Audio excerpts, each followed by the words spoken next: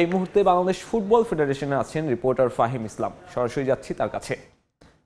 ফাহিম,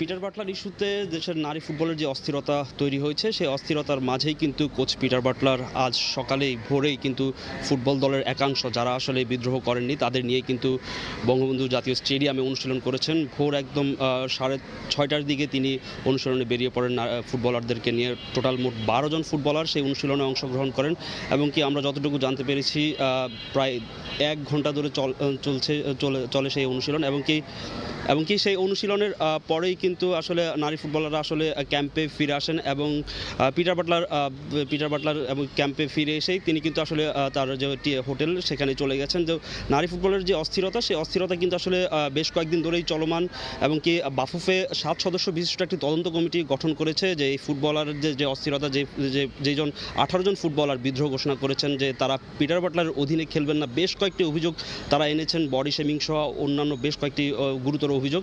সেই অভিযোগ খতিয়ে দেখার জন্য তদন্ত কমিটি গঠন করেছে বাফুফে। সেই তদন্ত কমিটি কিন্তু আজকে বসার কথা আছে ফুটবল ফেডারেশন। আমরা যতটুকু বাফুফের সূত্র থেকে জানতে পেরেছি বিকাল 5টা নাগাদ সেই তদন্ত কমিটি বসবে এবং কি তারা ফুটবলারদের সাথে বসবেন এবং কি বাফুফের যে নারী উইংয়ের চেয়ারম্যান তার সাথেও কিন্তু বসবেন এবং কি খতিয়ে দেখবেন নারী উইংয়ের কোনো ব্যর্থতা আছে কি না আসলে।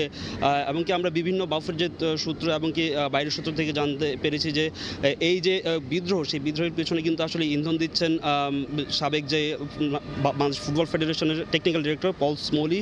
তিনি এই বিদ্রোহের পেছনে ইন্ধন দিয়েছেন। তবে তার যে কতটা সত্য সেটা কিন্তু আসলে বলা যাচ্ছে না, কারণ এখন পর্যন্ত তদন্ত কমিটি তদন্ত করেই সেই রিপোর্টটা জমা দিবেন। তো আজকের যদি অনুশীলনটার কথা বলতে চাই, আসলে ক্লোজ ডোর অনুশীলন হয়েছে, কোনো মিডিয়াকে ঢুকতে দেন এমনকি সেই অনুশীলনে বেশ কয়েকজন সাবজয়ী দলের ফুটবলারও ছিলেন। তো নারী দলের বিদ্রোহের যে পরিস্থিতি সেই পরিস্থিতি নিয়ে ফুটবল ফেডারেশন ভবন থেকে আমার কাছে ছিল সবশেষ।